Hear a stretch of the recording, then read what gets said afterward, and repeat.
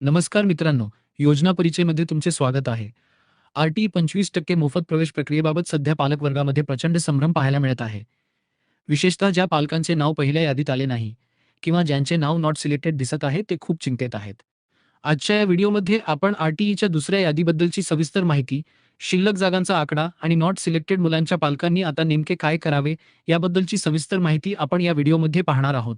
Video शेवटपर्यंत नक्की पहा, जेणेकरून तुमचा कोणताही गोंधळ होणार नाही. मित्रांनो, सर्वात आधी आपण सध्याची आकडेवारी समजून घेऊया. पहिल्या राऊंडमध्ये आतापर्यंत साधारणपणे 70,000 जागा या फिक्स झालेल्या आहेत. फिक्स होण्याचा अर्थ असा की या विद्यार्थ्यांनी कागदपत्रांची पूर्तता करून आपला प्रवेश पूर्णपणे निश्चित केला आहे. आता आर-टी-ईच्या एकूण जागांचा जो आकडा आपण मागील व्हिडिओमध्ये डिस्कस केला होता, त्यापैकी या 70,000 जागा वजा केल्यावर जेवढ्याही जागा शिल्लक राहतील, त्या सर्व जागा आता वेटिंग लिस्टमधील विद्यार्थ्यांना देण्यात येणार आहेत. त्यामुळे जे पालक दुसऱ्या यादीची वाट पाहत आहेत, त्यांनी हे लक्षात घ्या की आता फक्त रिक्त जागांवरच पुढील प्रवेश होतील. ज्या पालकांचा नंबर पहिल्या यादीत लागला आहे आणि ज्यांचे व्हेरिफिकेशन झाले आहे, त्यांनी आपले स्टेटस पोर्टलवर वारंवार चेक करत राहा.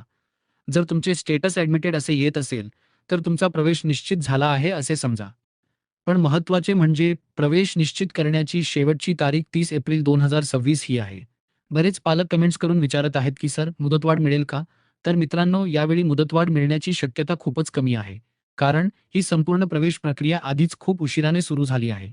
त्यामुळे 30 तारखेनंतर कोणत्याही मुदतवाढीची वाट न पाहता आपले काम वेळेत पूर्ण करा. आता सर्वात मोठा प्रश्न, ज्या पालकांच्या स्टेट्समध्ये नॉट सिलेक्टेड असे लिहिले आहे, त्यांचे काय? मित्रांनो, ही गोष्ट थोडी कडू आहे पण सत्य आहे. ज्यांचे नाव नॉट सिलेक्टमध्ये आहे, त्यांचा नंबर लागण्याचे चान्सेस आता 0% आहेत. याचे कारण असे की आधीच 80,000च्या वर विद्यार्थी वेटिंग लिस्टमध्ये सिलेक्ट झालेले आहेत.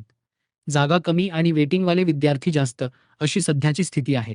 त्यामुळे जर तुम्हाला एकही शाळा मिळालेली नसेल, तर पुढील यादीत तुमचा नंबर लागण्याची शक्यता नसल्यास जमा आहे. तुम्ही स्वतः अंदाज लावू शकता की 80,000 वेटिंगवाल्यांना सोडून नॉट सिलेक्टवाल्यांना संधी मिळणे आता कठीण आहे.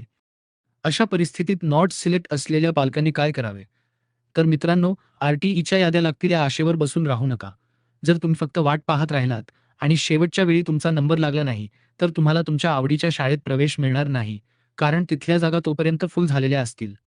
त्यामुळे माझा तुम्हाला सल्ला आहे की तुमच्या आसपासच्या ज्या शाळेत तुम्हाला प्रवेश घ्यायचा आहे, तिथे तात्पुरता का होईना पण प्रवेश घेऊन ठेवा, जेणेकरून तुमच्या पाल्याचे शैक्षणिक वर्ष वाया जाणार नाही. जर तुम्हाला काही शंका असेल, तर तुम्ही तुमच्या जवळच्या व्हेरिफिकेशन सेंटरला जाऊन तिथल्या अधिकाऱ्यांशी बोलू शकता. ते सुद्धा तुम्हाला हीच माहिती देतील. आता प्रश्न उरतो की दुसरी यादी नेमकी कधी लागेल? तर मित्रांनो, 30 एप्रिलला पहिल्या यादीतील प्रवेशाची मुदत संपल्यानंतर साधारणपणे एका आठवड्याचा कालावधी लागेल. संपूर्ण ऑनलाईन सिस्टीम अपडेट होण्यासाठी हा वेळ लागतो. सिस्टीम अपडेट झाली की ज्या पालकांची निवड वेटिंग लिस्टमधून झाली आहे त्यांना अधिकृत एस-एम-एस येतील. तुम्ही पोर्टलवर जाऊनही ऑनलाईन चेक करू शकाल. तर मित्रांनो, अपडेटेड राहणे खूप गरजेचे आहे. चुकीच्या माहितीच्या आधारावर वेळ वाया घालवू नका.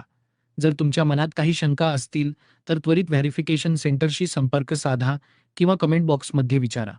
आर-टी-ई संदर्भातील असेच नवनवीन आणि खात्रीशीर अपडेट्स मिळवण्यासाठी आपल्या चॅनलला नक्की सबस्क्राईब करा आणि हा व्हिडिओ इतर गरजू पालकांपर्यंत शेअर करायला विसरू नका.